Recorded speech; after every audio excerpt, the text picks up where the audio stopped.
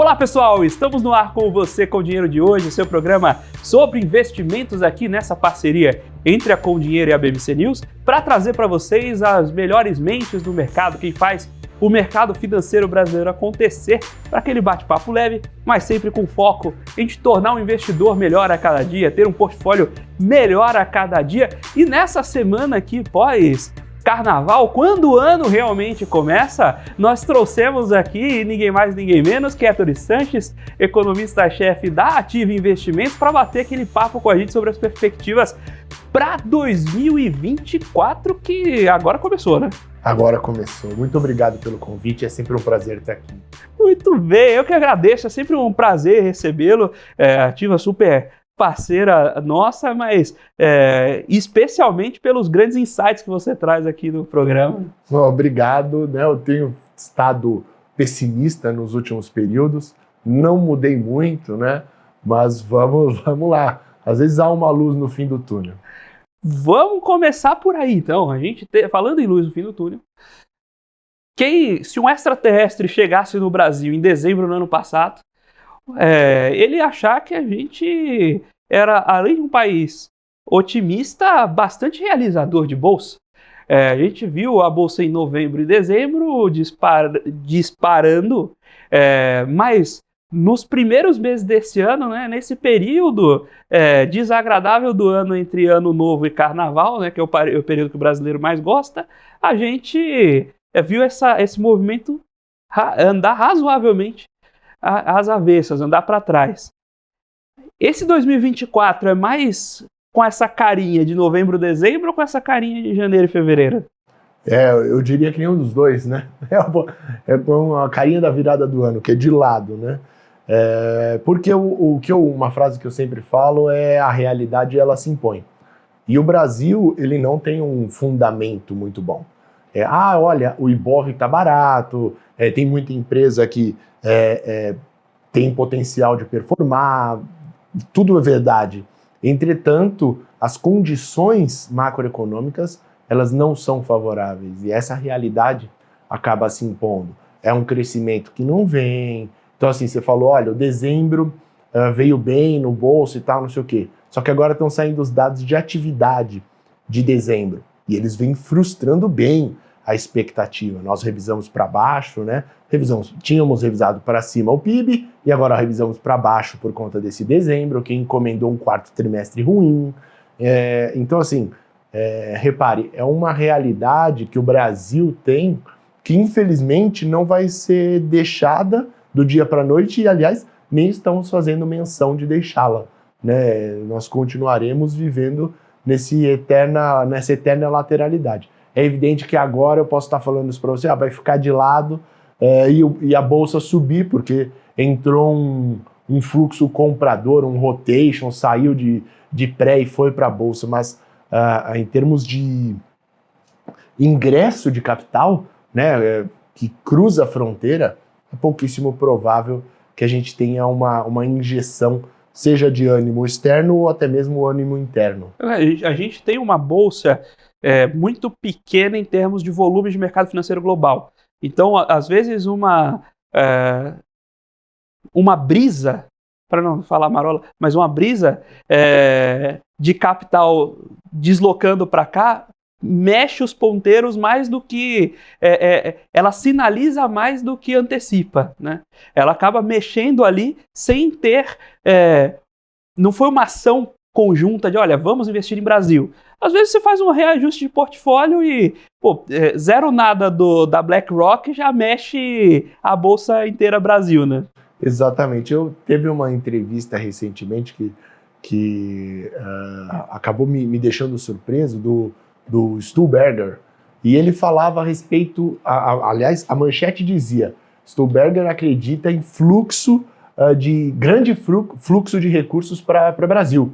E eu falei, deixa eu ver, uma pessoa que eu respeito muito, né, eu quero ler. E ali, dentro da entrevista, ele disse que há uma possibilidade de um resquício de surpresa positiva da China vir para o Brasil. É claro que o México e alguns países da América Central estão na frente, mas o Brasil é um dos elegíveis, ou seja, completamente diferente do que a manchete dizia em si. Mas é assim que é, a gente tem que... O nosso trabalho é entrar na matéria e ler, né? Além da manchete em si. Até porque entende-se que quem faz a manchete quer pegar a atenção do leitor no tempo que ela tem, né? Felizmente a gente tem aqui 1 hora de entrevista para ir destrinchando esses pontos. E um ponto que é batata de como a coisa fica superficial e te leva ao erro a taxa de juros vai cair. Logo, o que é pré-longo ou renda variável vai subir. Não é verdade. A questão é se ela vai cair mais ou menos do que está precificado. E o que a gente está precificando de aqui até o fim do ano é 10% ao ano, o que não é brincadeira. É terminar o ano na casa de 9, mas para terminar o ano na casa de 9, a média daqui até o fim do ano é na casa de 10. Nesse cenário, renda variável ali é atraente? Eu converso muito com alguns gestores, né? E a brincadeira, né? A comparação é que o adversário ainda é muito grande, né? É esse o grande problema da variável, né? Quando você pega um 10%, você bater esse benchmark, você precisa jogar o 130 para 145, você precisa jogar o 120 para 135, né? Então é um avanço muito expressivo que poucas pessoas acabam sendo taxativas ao apostarem, né? Então, assim, é claro que muda o mix do portfólio, né? Quando você está reduzindo a parcela da renda fixa e você vai reavaliar, você acaba elevando o share em variável, é natural, mas a ponto de preponderar a variável, eu acho pouquíssimo provável ainda. Eu acho que quem vai segurar o rendimento das carteiras aí, principalmente nas finanças pessoais e principalmente para um prazo mais dilatado, é a fixa, é o que eu tenho aconselhado. Agora, qual fixa?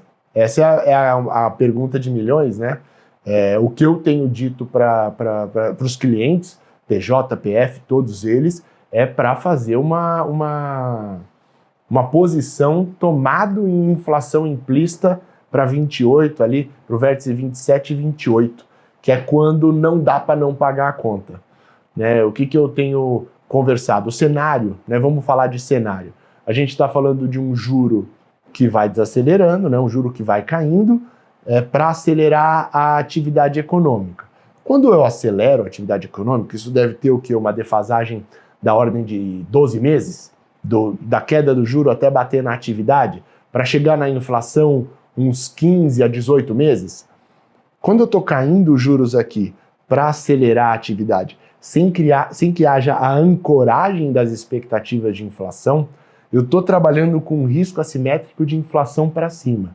E a cada 10 choques que tem de inflação, só um é para baixo, os outros 9 são para cima. Quando você já está desancorado, quando passa uma marola, ela te joga muito mais para cima do que deveria. Quando passa um tsunami, então, nem se fala. Então, ficar exposto em inflação, e é o que o Banco Central tem feito ao reduzir a Selic com a inflação de 2026 em 3,5%, a inflação de 2020 subiu hoje, né, 2025 em 3,51%, a inflação de 2024 em 4%, ele está optando por passar a buscar um estímulo ou reduzir a restrição a fim de estimular a economia e, consequentemente, comprar mais inflação. E por que você está jogando? Por que me perguntam, né? Mas por que 27 e 28? Eu vou ter que reavivar alguns termos que quem já era vivo em termos de mercado, né, nos anos 2010, represamento de preços.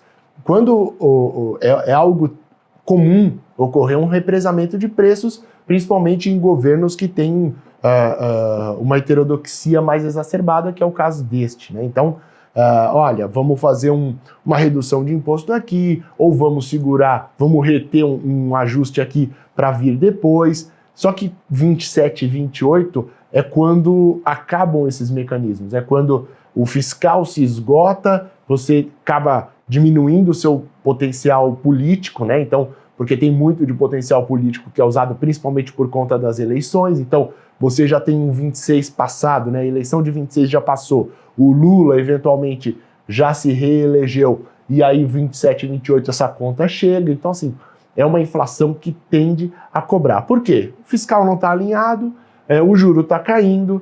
Quem vai pagar a conta? O imposto não vai subir, porque o Congresso não está deixando.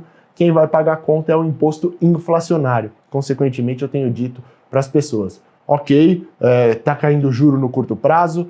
Se você quiser se posicionar para um médio prazo, toma uma inflação 27, 28, que é um cavalo seguro de que você vai ganhar dinheiro. Mas dá para... o que muita gente tem batido, especialmente para curto prazo, é ter uma Selic terminando o ano abaixo dos 9 prometidos.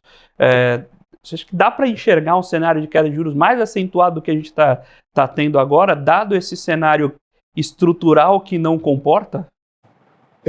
A minha resposta para isso é não, mas é diferente do que eu acho que vai acontecer. O que você acha que vai acontecer? Eu acho que vai ceder. Por quê? Vai ceder? E aí a gente já tem nesse cenário difícil de abaixar, até onde está prometido vai abaixar mais. Exatamente, porque é um período de ajuste. Esse é o grande ponto. Nós temos uma mudança de composição do board, né, do comitê do Banco Central. Porque um é mais irresponsável do que o outro? Não. Se a gente está falando simplesmente de uma mudança de um grupo que é extremamente avesso à inflação com um grupo que é menos avesso à inflação. E esse ajuste que está sendo feito, e eu estou fazendo esse sinal redondo exatamente porque você muda completamente a inclinação das curvas, diz respeito ao quão leniente com a meta de inflação a gente vai ser. Então, assim, nas minhas contas, não dava para... Começa lá atrás, né? Aí vai começar a choradeira, né? Eu falava, o 13,75 não dá para cortar. Mas vai sacrificar a atividade. Mas a gente precisa reancorar. Mas como eu sou apenas um calculeiro, né? Não sou nem economista, né? Eu sou economista, chefe, mas eu faço as contas, eu não estou no board. Foi frustrado. E eu dizia, tem que parar em 10,5 para que a gente possa sustentar esse 10,5 por um bom tempo e aí você conseguir fazer a plena convergência, se possível fazer um undershooting de 2025, exatamente para que o 26 e 27 colhem. Não, eles já falaram que vão ceder além dos 10,5% ao falar que vão dar mais 2 cortes de 50 pelo menos. Aí eu reduzi agora para 9,5. Esse 9,5 é firme? Não, esse 9,5 ele é compatível com a minha inflação de 4% de 24, 25 e 26. Aí, beleza, ele vai ser compatível, 100 bips acima da meta de inflação. Mas você acha que dá para cair mais? Sim, por quê? Porque nós estamos exatamente ajustando o quão leniente essa autoridade monetária será com essa nova composição. Né? Então, assim, eu revisei a inflação para cima recentemente, a hora que eu cortei a Selic, mas eu puxei o PIB. Então, assim, para ter um cenário amarrado, dá para ceder mais os juros? Dá. Eu vou ter que cobrar isso em inflação para ter mais PIB. É o trade-off clássico da economia, da macroeconomia global. Nessa linha de ceder inflação para ter mais PIB, quanto esse horizonte é firme e seguro para o empresário? Porque aí tem outro problema da inflação estrutural, que existe investimento para comportar um aumento do PIB ou esse crescimento vai vir só na base da inflação e você não vai ter estrutura, base, fundamento no investimento para organizar uma economia maior, para dar base para essa economia crescer? A tua pergunta ela é maravilhosa para a gente esclarecer, porque muita gente fala assim, por que a gente tem uma meta de inflação e não uma meta de crescimento? É porque a inflação gera imprevisibilidade e a gente diminui o nosso potencial de crescimento. Por isso que a gente tem que ser tão rigoroso. Você é rigoroso, você bota as coisas muito na ponta do lápis para que chegue à meta de inflação. É porque a gente vive num país com uma memória inflacionária grande, com uma inércia gigantesca que não dá para desgarrar, que gera imprevisibilidade para o investidor financeiro e do setor real, e, consequentemente, isso faz com que ele não invista. É simples, não vou colocar Não, eu não faço. Não faço. E aí o potencial de crescimento, uma reposição de máquina, uma formação bruta de capital fixo que vai ampliar a capacidade do Brasil produzir, ele não vem. Você vem só repondo a taxa de depreciação. O maquinário ficou pior, não está mais eficiente, eu faço uma substituição desse maquinário. Eu falei, não, mas vamos expandir a planta? Não. Por quê? Porque não compensa. E aí, porque a inflação ela vai dando essa imprevisibilidade. O cara faz um investimento em termos reais que tem uma taxa interna de retorno de 5%, a inflação ao invés de 5 vira 10. Ele virou zero o retorno dele e todo o capital que ele podia ter tomado na renda fixa, aí ele começa a fazer o quê? Ele começa a dar uma gordura na TIR para viabilizar. E aí, consequentemente, o PIB potencial vai diminuindo. Então, no curto prazo, a gente faz esse ajuste de trade-off. No longo prazo, inclusive foi tema da minha tese de mestrado, a partir de determinado limiar de inflação, você começa a perder grau, começa a perder PIB potencial. E aí, consequentemente, é um dano para a nação em termos estruturais. Mas é como a gente disse na última vez que estive aqui. O Brasil é um país cuja estrutura, a infraestrutura, vamos colocar assim, né? Toda a institucionalidade, ela não é para longo prazo, não é para desenvolvimento. O Brasil morre a cada 4 anos. Cada 4 anos a gente tem uma nova eleição e o Brasil absolutamente morre. O empresariado tentando lutar contra o Estado, o empresariado tentando arrumar algum mecanismo para aumentar a produtividade, para ser um PIB agro de 2023. Aliás, PIB agro que performou muito bem em 2023 por conta de produtividade, área, não sei o quê. Esse ano de 24, infelizmente, não deve repetir o desempenho. Então, é o empresariado batalhando contra um país institucionalmente frágil que a cada 4 anos morre. Quer ver um exemplo? E o exemplo que eu mais gosto? Fiscal. A gente falou desse exemplo na última vez. 2016, teto de gastos. Caiu o teto de... Não, foi sendo esfacelado. Caiu o teto de gastos, virou LRF. Tiraram LRF, agora tem arcabouço fiscal. E não vai cumprir. E aí? E não vai. Depois de 200 bi de déficit em 23, vai bater 0 em 24? Mas não vai. É isso. É esse o ponto. Aí eu sou um investidor. Fala, não, então se eles vão continuar fazendo déficit, isso vai gerar inflação. Quanto de inflação? Não sei. Eu preciso botar uma gordura muito grande para me viabilizar um investimento aqui na taxa de retorno para que seja minimamente seguro. Ele não faz. É isso. Tudo que tiver perto do limiar ali da taxa interna de retorno, ele não faz. E aí o Brasil estruturalmente não consegue decolar. É o voo da galinha de maneira sistemática, é uma análise estrutural, né? A gente sempre fala, o empresariado é ganancioso, não sei o quê, entra nessa retórica de que o investidor é ganancioso, não sei, e a gente não fala das nossas estruturas, jurídica, política, de tudo que a gente tem, e não progride, né? Porque além da lei, tem a execução da lei, tem o cumprimento da lei, mas isso aqui, nesse meio desse... a gente perde muita coisa, muito potencial de crescimento para uma nação tão rica, de povo, de terra, de capital, de bem, e não cresce. É assustador. Você comentou da incerteza de como você é pego no contrapé. A gente viu uma enxurrada de recuperações judiciais nos últimos anos no sprint de juros, né? Você tomou crédito.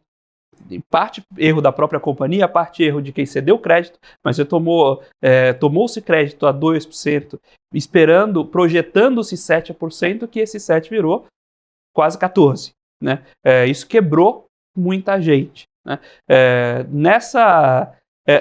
Nesse cenário de pico de juros ali, esse enxugamento de empresas a partir de RJs, isso também vai ter impacto também tem impacto na atividade econômica como um todo. Tá? Querendo ou não, a gente tem A gente tem 3 companhias aéreas no Brasil, 2,5, né? Porque tem 2 que são muito maiores do que a terceira. E as 2 pediram recuperação judicial. Como é que você fica num cenário como esse para transformar a ideia em produção? Exato, é um cenário complexo, principalmente quando você tem um oligopólio. Porque num cenário, por exemplo, dos Estados Unidos, eu seria muito taxativo ao dizer que a produtividade iria aumentar. Por quê? Tem aquela brincadeira, quando a água está alta, está todo mundo bem. Quando a água baixa, que você descobre quem está pelado, né? E aí é isso, a água baixou e apareceu um monte de pelado, essas recuperações judiciais que você pontuou. Num país que você tem um amplo número de agentes, esses agentes que estão pelados, né, eles vão sendo incorporados a empresas que estão de roupa, ou seja, que têm mais produtividade. Consequentemente, a produtividade da nação acaba subindo e aí você consegue avançar. Nesse caso de aéreas, por exemplo, é um caso muito complicado para o Brasil, ainda mais quando você não permite, né, você tem um oligopólio fechado, né, não é permitido que uma outra empresa de fora faça, até porque não é interessante também, mas faça um hub aqui, né? Até tentaram fazer hub em Fortaleza, mas não conseguiram, algumas empresas há poucos anos atrás. Então, assim, é algo que se repete em diversos setores, que você tem um oligopólio, aí você tem recuperação judicial das 2 maiores, as menores não conseguem fazer até porque na aviação para você não é pastel, né? Eu quero um avião, ele entrega daqui 3, 4 anos, então demora até você fazer uma expansão de oferta, e aí você acaba ficando menos eficiente, e o que acontece? Olha o preço. O preço sobe. Então, assim, estruturalmente, por isso que eu estou falando estruturalmente, institucionalmente as coisas acontecem dessa maneira. Quer ver um exemplo de política que eu vou justificar para você que é uma política bem intencionada, mas que vai subir o preço? A passagem a R$200, já que estamos em companhia aérea. Ok, vamos disponibilizar a passagem a R$200 2 vezes para quem é pobre Esse cara ele não vai entrar na inflação. Por quê? Porque é uma passagem com desconto. O que vai entrar? O subsídio, que é quem tem que pagar 200, o preço era 600, estão pagando 200, alguém vai pagar 400 a mais. Né? Então alguém vai ter que pagar 1.000 para o médio sair a 600 e viabilizar o voo. A inflação ela vai pegar só esse incremento de 600 para 1.000, porque não pega desconto, pega só valor de face, a inflação. E é imposto inflacionário. E aí todo mundo pagando 1.000 para ter uma política de R$200. É bem intencionado? Eu tô querendo fazer algo que beneficie o povo? Eu tô. Mas é algo que se mete o pé pelas mãos, porque a inflação como um todo vai subir, aí o preço da passagem aérea sobe, o preço dos bens sobe, o preço do serviço sobe, e aí generaliza, e aí socializa, como diz, a inflação. Né? É algo que, infelizmente, em termos de estrutura, era algo que a gente tinha que ter muito mais arraigado na matriz do executivo, na matriz do legislativo. Fala assim, gente, o Brasil a gente está em desenvolvimento, a gente precisa desenvolver. É um jogo de xadrez, eu não posso simplesmente pegar e dar um cheque e perder minha rainha. É um jogo sequencial, a gente tem que ir fazendo o movimento de maneira bem pensada. Pode ser muito vantajoso tomar esse peão agora, mas se você perder o bispo, não adianta. É isso. Não pode ser um jogo de prejuízo em termos estruturais e de curto prazo. Ele tem que ser em desenvolvimento. Só que para isso precisa de um projeto de nação, precisa de um plano de desenvolvimento, um plano plurianual que seja cumprido à risca, precisa de rigor, precisa de cumprir acordo. Aí mexe com outros aspectos. O senhor comentou de coisas que parecem bem intencionadas e os seus reflexos negativos. A gente sabe que o Brasil é um país carente em infraestrutura de várias formas e a gente teve debêntures de infraestrutura incentivadas lá atrás e agora tem uma nova onda de incentivos à cessão de crédito para infraestrutura, seja as novas debêntures, seja o esforço do BNDES. Né? Como se vê essas políticas para o desenvolvimento? Elas vão ajudar a tampar essa lacuna de infraestrutura? Não. Era essa a resposta que eu queria ouvir. Diga mais. E agora chama o intervalo. Não, eu acho que não. É exatamente esse tipo de política, né? Existe, assim, vamos por partes, né? Primeiro, no que toca à concessão de crédito. A concessão de crédito, ela tem que, por parte de banco de desenvolvimento, ela tem que ser ofertada para ambientes no qual a iniciativa privada não faz a oferta por conta de taxa de retorno muito longa, um payback longo. Então, vou dar um exemplo. Qual é o banco que quer financiar uma Três Gargantas? Nenhum banco, a não ser um banco de desenvolvimento. Por quê? Porque vai construir, vai gastar bilhões e você vai ter um retorno daqui 30 anos, 40 anos. Legal. Então você precisa entrar. Agora, para cheque especial, você não precisa de um banco de desenvolvimento dando crédito rotativo, cheque especial. São coisas que a iniciativa privada tem muito mais dinamismo para aportar. Isso é no que toca a concessão. E tem no que toca a taxa. Por quê? Uma coisa é você fazer, eu vou conceder, vou ser concorrente. Então temos 5 bancos que fazem, eu vou botar um 6º de desenvolvimento, cobrando as mesmas coisas. Bom, aqui vai ser concorrência com concorrência. Legal, se você tiver eficiência, tá junto. Agora, taxa subsidiada, você não está gerando uma concorrência. Alguém está pagando o subsídio. Da onde é que vem esse aporte? O aporte do BNDES vem do FAT, que é imposto, né? Que é o Fundo de Amparo ao Trabalhador, que está 28% de repasse automático. Então, para a gestão do BNDES.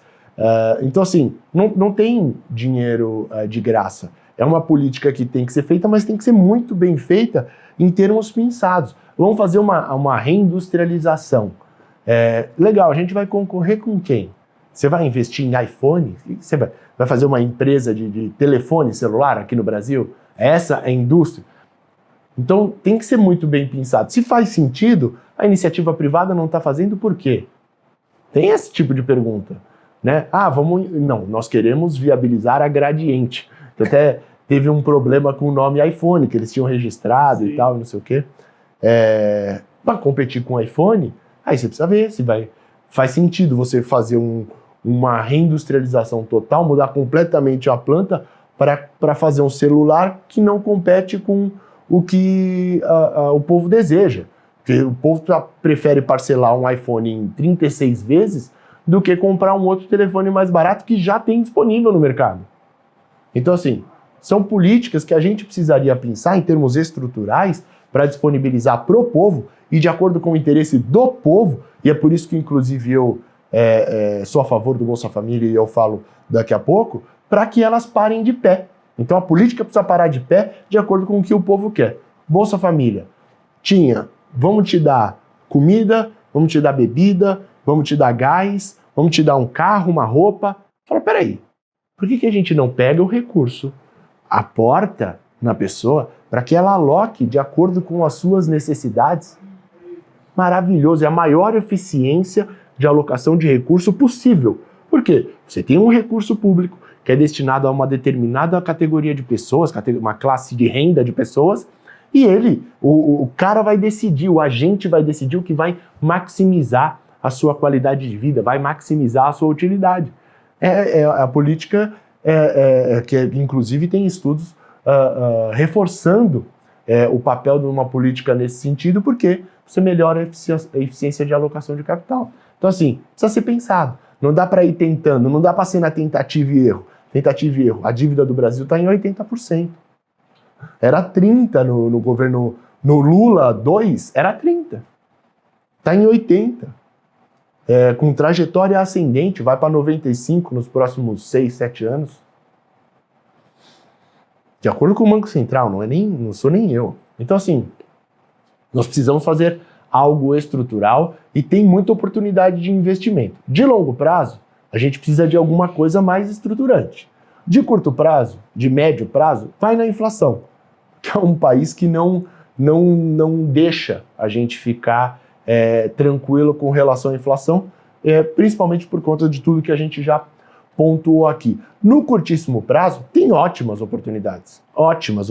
Muita empresa que é boa, que é bem gerida e que está abaixo, subprecificado, que dá para conseguir um retorno. Você tem emissão de título público, você falou de debênture há pouco, você tem debênture boa, você tem debênture incentivada, de empresa que é boa. É claro que quanto melhor a empresa vai ser, menor a taxa de retorno que ela vai pagar, exatamente por conta do risco, né? Aliás, investimento é uma coisa que eu sempre falo também, é uma coisa que tem dois preços, e que a gente não pode esquecer nunca. Um é o retorno, o outro é o risco. Se tiver descasado, a chance de dar uma coisa muito ruim é enorme. Então, eu tenho uma taxa de retorno de 50%. Nossa, que maravilha, toma meu dinheiro. Você está sendo... Meu amigo, qual é o risco de virar zero? O risco de virar zero é 90%. Então, assim, repare, a gente precisa... A galera não é bolacha. Quanto que é o preço da bolacha? Aliás, o risco de comer uma bolacha é gigantesco. Né? Exato. Mas, enfim, isso ninguém quer saber. Mas qual o preço da bolacha? R$5, R$2,50. Tá bom. Não. Qual é o risco dessa bolacha me fazer mal no curtíssimo prazo? Qual que é o prazo de investimento? Então, é uma coisa com dois preços que você precisa ter um aporte, uma ideia, um planejamento para fazê-lo. Eu vou só enfiando ali e vou deixar para morrer? Tem um tipo de investimento. Não, eu preciso agora. É outro tipo de investimento. Eu preciso para comprar o leite. Trabalha. Excelente. Com essa frase a gente, agora sim, chama o intervalo. Estamos aqui discutindo com o Héctor Sanches, economista-chefe da Ativa Investimentos, sobre o cenário para 2024. Agora nós vamos para um breve intervalo, mas fique por aí. Rapidinho a gente já está de volta com o segundo bloco do Você com o Dinheiro de hoje. Olá pessoal, estamos de volta aqui para o segundo bloco do Você com o Dinheiro de hoje, batendo um papo com Héctor Sanches, economista-chefe da Ativa Investimentos, agora que o ano começou de verdade, para pensar as perspectivas para esse período chato do ano, que é entre o Natal e o próximo Ano Novo. Né? O Carnaval. Entre o Carnaval e o próximo Ano Novo, exatamente. Esse é o período do ano que a gente eventualmente tem que discutir curva de juros, né? A gente tem que ficar escutando que certas metas vão ser batidas. Eu tenho uma notícia para você ainda não percebeu. O ano já acabou. O ano da economia, ele já acabou. Porque quem vai concorrer à eleição municipal já está saindo de Brasília, já está fazendo todos os trâmites da municipal. Daqui a pouco a gente já começa uma campanha eleitoral. Tem campanha eleitoral lá nos Estados Unidos também. Vem aí Donald Trump versus Joe Biden 2, a revanche. Então vamos. O ano ele já acabou e a gente não percebeu. Tem aí um mercadinho no meio do caminho, mas vai focar tudo na eleição e aí fica negócio de quem vai ganhar, a aliança de quem com quem e quais as implicações para 26. Isso também é muito relevante. Então vamos falar disso. A gente falou bastante de Brasil, deixa eu puxar esse fiozinho que você deixou da eleição americana. Como é que a gente falou de Brasil e taxa de juros e começou a cair taxa de juros aqui antes, por N questões eventualmente circunstanciais, eventualmente até de a gente ter puxado a subida antes também. A gente bate aqui quando tem que bater, mas também foi feito um trabalho interessante antes de correção de rota. Agora lá nos Estados Unidos está essa expectativa, vai abaixar, mas nunca abaixa. Né? Como é que essa tensão da taxa de juros começa a provocar os mercados americanos, mas já vamos puxar a eleição também, porque o cenário em que vai se dar a eleição varia de acordo com que ponto da descida de curva de juros a coisa vai estar lá. Então, isso vai impactar em aquecimento econômico implica em ânimo, e ânimo implica em eleição. Sim, é verdade. os Estados Unidos ele tem um outro desenho, né? É o market maker, né, do globo, mas eles estão vivendo de um problema muito similar com o Brasil. Então eu acho que os economistas de inflação do Brasil vão ter muito espaço lá nos Estados Unidos, porque eles também não têm uma inflação que converge plenamente, ainda que eles tenham um canhão muito maior do que o Brasil, do que o Fed, né? O Fed é muito maior em termos de potência de política monetária do que o Banco Central brasileiro. Eles também não estão conseguindo a convergência. A curva ela começou a precificar cortes de maneira extremamente precipitada. A gente tinha, né, há menos de 6 meses atrás, uma Fed Funds Rate com um corte no quarto trimestre, antecipando o que estava sendo precificado pelo Fed à época. E a gente foi ficando, o Fed chegou na gente, só que o mercado ele veio para março. Aí o março agora sai da mesa, o maio perde probabilidade e vai chegando num meio termo ali, num terceiro trimestre, né, que parece algo mais factível. Terceiro trimestre não dá mais tempo de impactar de maneira relevante na eleição, porque você tem a defasagem da política monetária para ela virar aquecimento da atividade, e vamos combinar que a atividade americana está muito bem aquecida, muito obrigado, que é uma taxa de desemprego a 3,7%, 3,6%. Todo mundo que procura emprego, você levanta a mão, o cara te puxa. Para trabalhar lá nos Estados Unidos, está sendo assim. Então, você que é economista de inflação, tá aí um mercado perfeito para você. Além de o desemprego estar baixo, ainda tem demanda concentrada nessa área. Exatamente. Melhor é só a Venezuela, né? Que a inflação, em Venezuela e Argentina, inflação de 5 milhões, aí o inflacionista fica feliz, né? Brincadeira. Então, os Estados Unidos estão nesse ambiente, no mercado de trabalho muito robusto, uma inflação que está custando a subir, que está persistindo, né? Está mais resiliente, que está postergando o que estava precificado do juro. Então não tende a afetar tanto as eleições. Eu acho que por isso que estão sendo criados eventos novos para as eleições, em termos jurídicos, que envolvem Donald Trump, que envolvem Joe Biden, né? Então, por incrível que pareça, o que afetou semana passada foi aquele relatório falando a respeito da saúde mental do atual presidente americano, algo que nunca tinha ocorrido, falando a respeito de problema de memória e tudo mais, ou seja, bota em xeque a possibilidade do presidente ficar mais 4 anos lá, sem que tenha uma piora, uma derrocada de sua saúde mental. O Donald Trump, por outro lado, ele vem sofrendo algumas derrotas na justiça, em alguns estados que estão tentando tirar o nome dele da cédula, e isso ainda vai ser julgado pelo Supremo. Então, assim, está muito em aberto. Hoje, se eu tivesse que cravar, e esse é o meu trabalho é esse, né? Falar fazer a aposta, né? Dessa vez eu acho que Joe Biden vai perder, Donald Trump leva. Na última vez eu ganhei uma caixa de cerveja. A época bebia quando o Joe Biden ganhou, eu falei, o Trump vai perder. E não é assim, o que você acha? São modelos estatísticos, então é com base no modelo de hoje, nas pesquisas que estão sendo feitas hoje. Sim, nós temos que acreditar nas pesquisas, que isso é outro disclaimer que eu tenho que fazer, né? Se a pesquisa ela tem um viés sistemático, para mim é melhor, né? Porque eu vou exatamente somar, quanto que é o viés? Eles erram sempre em 10. Eu somo 10, para mim fica maravilhoso. O problema é quando ela erra menos 10, mais 10, mais 30, aí é um problema. Então nós temos que fazer todo um tratamento estatístico e que vem apontando, sim, para Donald Trump como próximo presidente, como novamente, né, presidente dos Estados Unidos na eleição de novembro. Ou seja, 2 presidentes não conseguindo se reeleger.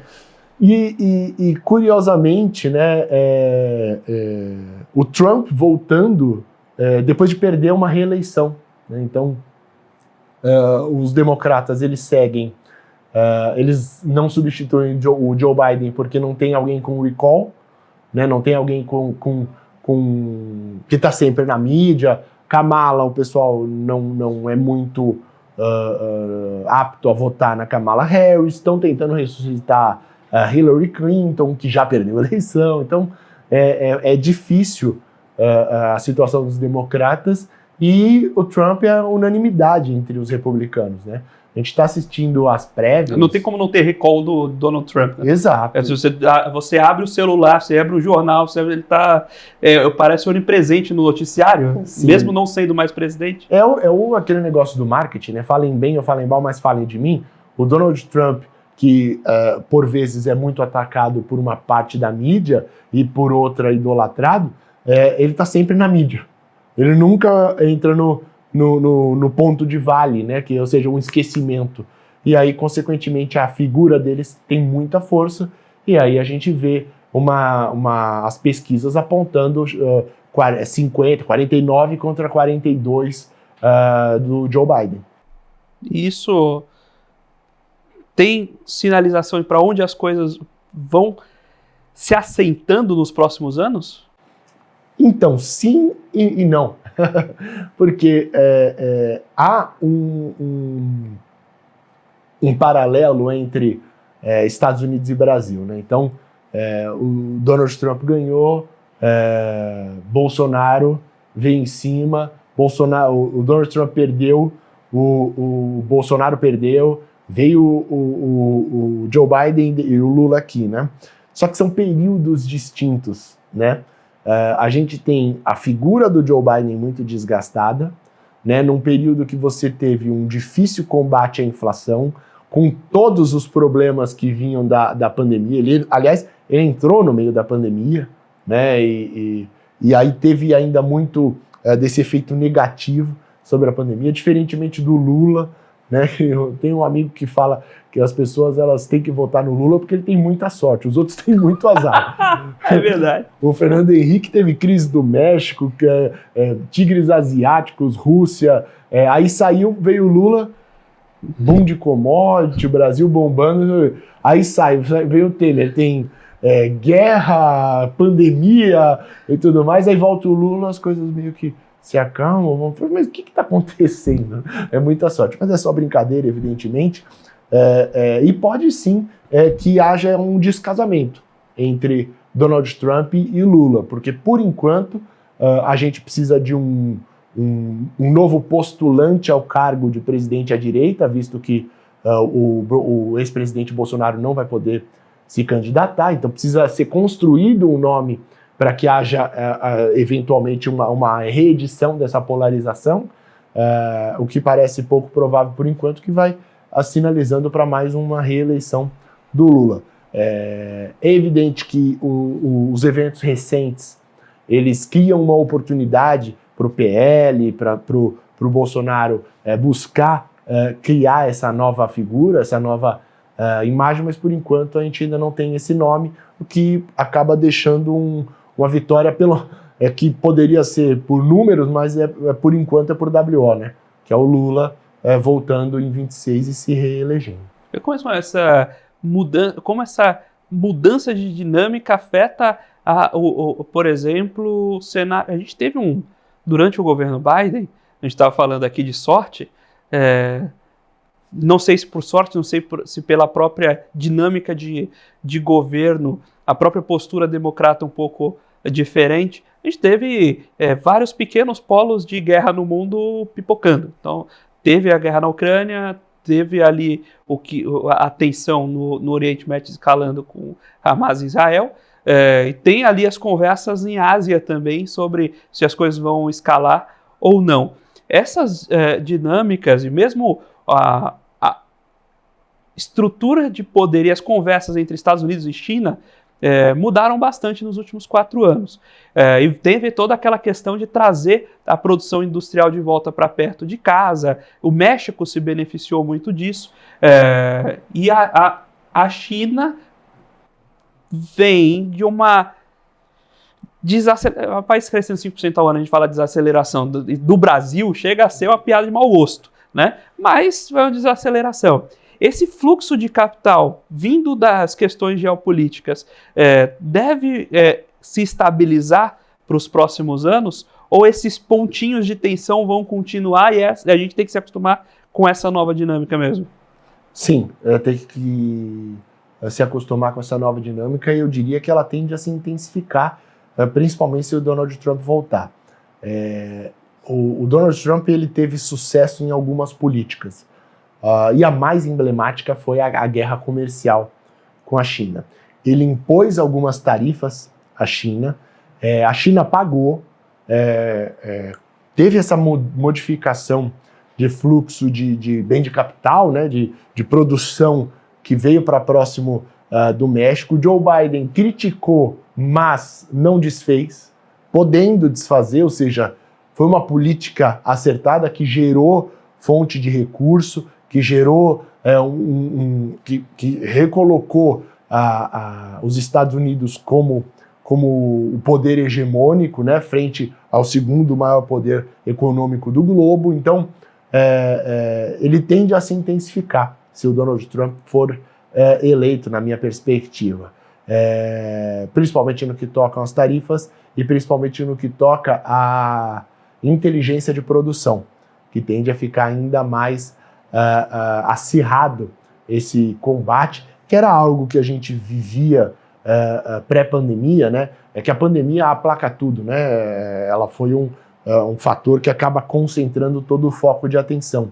Mas pouco antes disso, a gente falava de encontros do Xi Jinping com o Donald Trump lá na Argentina, por exemplo, para tentar, na época do governo Macri, né? Para tentar um acordo comercial, aí saía, parecia que ia ter o acordo, cada um voltava para o país, cada um falava uma coisa. Então foi uma tensão muito grande essa guerra comercial, que tende a voltar assim e elevar os fatores de risco dos ativos, principalmente nos prêmios aí globais, no que toca a CDS, MB+, essas coisas. Então o pessoal que está em casa pode ter achado estranho, não estou perguntando pela geopolítica, estou perguntando justamente por isso. Como os prêmios jogam e como o fluxo de capital, que é o comentário lá do primeiro bloco do Stuberg, como isso vai afetar a ida do dinheiro para os mercados secundários. Porque quanto maior a tensão, maior a saída de capital da China, esse dinheiro precisa ir para algum lugar. Esse dinheiro indo para algum lugar, seja industrialmente, indo para México, seja o próprio fluxo de capital em buscar mercados alternativos, que ele, de novo, taxa de juros sobe, mercados de risco, flight to quality, então o dinheiro vai todos para os Estados Unidos e enxuga a liquidez. Conforme a taxa de juros vai caindo, você vai precisando buscar alternativas de novo. Só que essa taxa de juros vem com, ao mesmo tempo, aumentos de prêmios, porque o risco global aumenta. Então você fica nesse trade-off, o dinheiro vai ficar represado ou vai começar a escoar para os outros países, né? O grande problema aí é que o flight to quality ele não busca retorno, né? Ele vai para os Estados Unidos seco.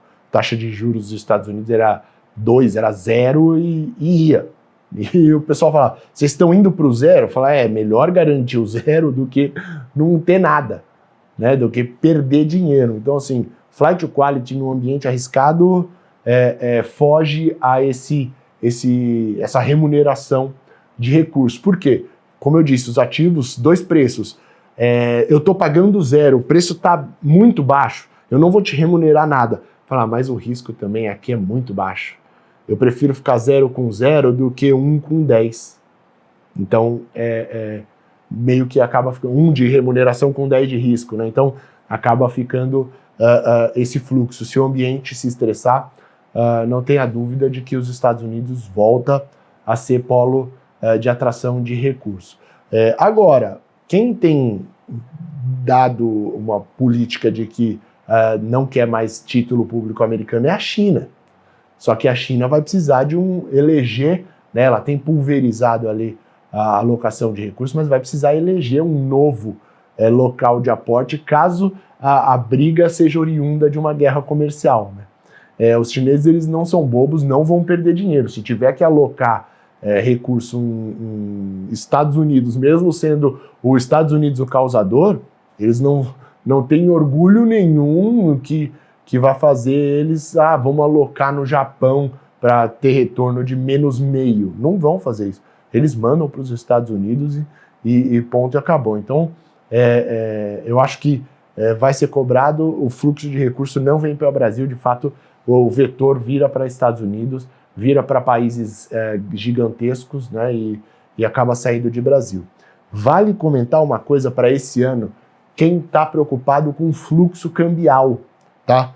O ano passado, nós tivemos fluxo cambial aqui para o Brasil positivo, aí nos 50 bilhões, vamos colocar assim a grosso modo. Teve saída de financeiro de uns 20 e uma entrada, muito por conta de agro, de 70 bilhões de dólares, a gente está falando. Esse ano o agro deve crescer 0. Isso numa projeção otimista. O que significa? Que quem vai preponderar, se a gente for fazer esse paralelo de fluxo cambial e o agro, quem vai preponderar é o financeiro. E o financeiro é saída de recurso. Então quem está muito otimista com relação ao dólar, é bom ficar atento a isso, porque passado esse período de embarque do primeiro semestre, ali, do primeiro quadrimestre de agropecuário, que você tem ali uma contratação de câmbio muito maior, vai preponderar o financeiro, e eu acho que esse ano a gente vai ter um fluxo cambial de 20 bi para trás, tranquilamente. E para onde vai? Para onde isso leva o câmbio? Então, a gente tem a projeção de câmbio no final desse ano de 5,10. Já foi muito maior, tá, gente? E muita gente já criticou muito mais o 5,10, porque quando o câmbio estava a 4,80, não vai voltar, vai chegar a 4,10, é mais fácil chegar a 4,10 do que 5,10. A realidade, ela se impõe, né? E o fundamento do Brasil não é para um câmbio tão apreciado. O argumento do carry trade, que hoje já vai diminuindo, ele não gerou uma entrada de financeiro. Se não fosse o agro no ano passado, a gente não teria algo tão positivo de fluxo assim.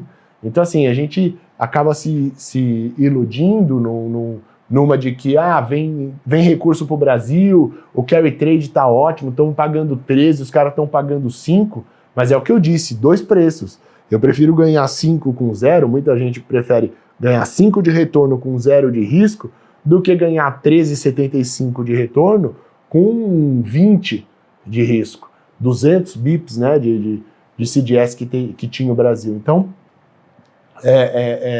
a gente precisa ficar atento a isso. Quem estiver atento em fluxo cambial para aportar em moeda, a gente tem 5,10 no final desse ano, prejudica a inflação. Prejudica a inflação, ainda tem esse ponto. Mas não posso, a gente falou de Estados Unidos e China, um pouquinho de fluxo de dinheiro, né? Se isso vai para mercados mais arriscados ou não. E Europa? Europa estou medindo a palavra aqui, mas ela, infelizmente, é triste. É bom de visitar. Quem nunca foi, vai acabar, tá? Vá logo, né? Vá logo. Argentina 2, a missão. Mas brincadeiras à parte, tem muita eficiência, mas tem muita ineficiência, é um bloco muito heterogêneo.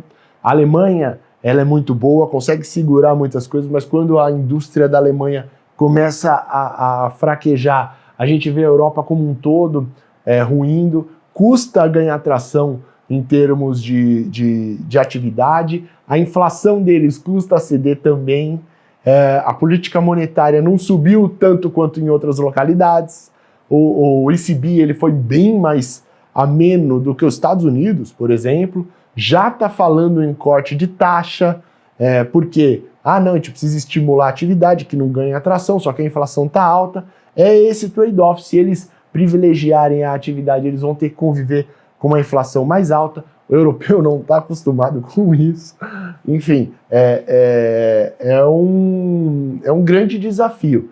Para a gente é um desafio em outros sentidos, institucionais e tudo mais, eles têm um desafio grande no que toca a conjuntura macro e esse trade-off deles aí para crescimento, em busca de um crescimento num país, num bloco poupador, num bloco que vive de turismo, que tem uma dependência muito grande de turismo, cuja produção industrial não ganha tração e tem dependência de combustível de Rússia, de China, de países geopoliticamente não tão seguros. Geopoliticamente instáveis, né? E aí você depender de um recurso fundamental de alguém que é instável é complicado. A gente comentou bastante em termos macro. Tem uma pergunta que eu queria fechar aqui o programa, olhando de novo em Brasil, que a gente falou desse ciclo de dinheiro, e tem um ciclo de dinheiro a acontecer aqui no Brasil, que a gente começou a ver alguns bancos com pico de inadimplência, alguns deles conseguiram se estabilizar, outros menos. E a gente estava falando justamente no primeiro bloco sobre a dificuldade de investimento. Tem espaço para o mercado de crédito se oxigenar no Brasil para a gente conseguir retomar de alguma forma investimento? Ou o mercado de crédito aqui está engargalado e o crédito vai ser o nosso combustível instável da Europa? Então, a resposta é sim, só que no curto prazo. Nós tivemos uma limpeza da base de crédito através de políticas bem intencionadas, mas que no segundo momento acabam gerando problema. O Refis de PF, né, o Desenrola, ele promoveu esse processo de, olha, quem está com o nome sujo renegocia, já fica limpo, volta a ter acesso ao crédito. Só que precisa combinar com os bancos, né? O banco ele acessou o fundo lá para te liberar da dívida. Mas isso não quer dizer que o banco vai voltar a te oferecer crédito.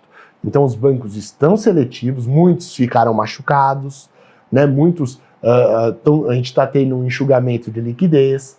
Então tudo isso acaba, no primeiro momento você limpa, quem tem possibilidade de ter crédito vai ter crédito, muito associado a consumo de curto prazo, nada de longo prazo. Então quem está esperando um setor automotivo muito forte, quem está esperando Magaluz da vida bombando, vai com calma, porque esse crédito aí ele não vai ser tão persistente assim. Mas como teve a limpeza, você posterga o buraco. Crédito é antecipação de consumo. Eu vou te dar crédito agora, por quê? Porque no futuro eu vou querer a sua renda. Legal, chegou no futuro, me dá a sua renda. Se você não me der, eu vou travar a sua vida. Então, você tem o crédito agora de novo, ou seja, o PIB ele vai ser impulsionado agora com uma antecipação do PIB futuro. A gente tem um PIB esse ano de mais ou menos 1,7 de expectativa de crescimento. No ano seguinte já é 1,6, no outro é 1,5. Ou seja, você está tomando crescimento do futuro para estimular via crédito, não tem sucesso. Agora, no curto prazo, pode apostar que o crédito vem bem, alguns bancos vão conseguir destravar, mas a gente precisa ver como também, né? Lembra que eu falei das institucionalidades? Teve muito banco, muita fintech de crédito que foi fundada com um spread se calculou, né? Fez o business plan com spread bancário de rotativo do cartão lá em cima. Agora tem um limite. Qual é a capacidade de contágio? Os testes de estresse do Banco Central estão tranquilo. Mas se um banco grande venha a ter uma performance muito ruim por conta dessa trava, porque todo o seu business plan é pautado nisso, como é que vai ficar o sistema bancário nacional? Então, são temas muito delicados, iniciativas que, por vezes, são justificadas em termos políticos com boa intenção, e eu não vou questionar se o cara está mentindo. Beleza, ele é bom intencionado, ele é bem intencionado, só que ele precisa ver que é um jogo sequencial e que a próxima jogada é uma jogada no qual a gente vai perder e isso vai custar em termos estruturais. Você repara que na analogia do xadrez, eu não faço troca de peça, eu não faço peão com peão. Eu falo, a gente está comendo um peão, mas vai perder uma dama, vai perder uma rainha, vai perder um bispo. A gente sempre tende a perder mais do que a jogada inicial. Por quê? Porque você vai ter juros, porque você vai ter outros problemas maiores a serem colhidos na segunda etapa da peça. Mas é Brasil, né? muito obrigado por estar aqui com a gente mais uma vez. Prazer. Um papo maravilhoso, eu sempre aprendo muito aqui com a nossa conversa. Fiquei muito feliz de você ter vindo, acho um momento muito adequado também. E fica à vontade para deixar aí as credenciais da Ativa, que com bons economistas-chefe conhecem de inflação, pode abrir já um escritório em Miami também, né? Hashtag Partiu Miami, é isso? Partiu Miami. Legal, como foi dito, nós somos da Ativa Investimento, uma corretora de 40 anos de mercado. Eu brinco que é que nem cachorro, 1 ano de corretora equivale 1 ano de pessoa normal é igual a 7 anos, como se você estivesse trabalhando. 1 ano de corretora é igual a 7 anos de uma pessoa normal, porque 40 anos de corretora são mais ou menos uns 280 anos de uma empresa comum, porque é muito tenso, mas é com muita credibilidade, muita independência, graças a Deus. A gente está trabalhando há muito tempo, procure a gente, nós temos aplicativo, tem rede social, temos assessores de investimento, nós não somos... assessores independentes, eu tenho o próprio assessor. Exatamente, nós não temos, e não é aquele negócio assim, baseada, né? Não é, tá todo mundo aqui, joga para todo mundo, não. É tailor-made, o assessor entra em contato com você, é claro que depende, né? Quanto maior, mais assessor vai ter atrás de você, né? Mas desde os menores nós damos uma atenção dedicada, e isso vai passando. Tem projeto educacional, então, eu não sei nada, não sei de investir, eu vou numa corretora tailor-made, vai na Ativa, o assessor, ele é qualificado para te ajudar, para te falar assim, dá para tomar um pouquinho mais de risco, melhor agora se segurar, não entra nesse produto, entra nesse aqui, vamos ver, adequar a sua realidade. Então, conta com a gente aí para tudo. E onde encontra Ativa? Rede social, site? Ativa Investimentos. Onde você digitar Ativa Investimentos, você vai achar a gente. www.ativainvestimentos.com.br, @Ativa Investimentos em todas as redes sociais. E é isso, né? Não tem nem mais nenhuma credencial aí.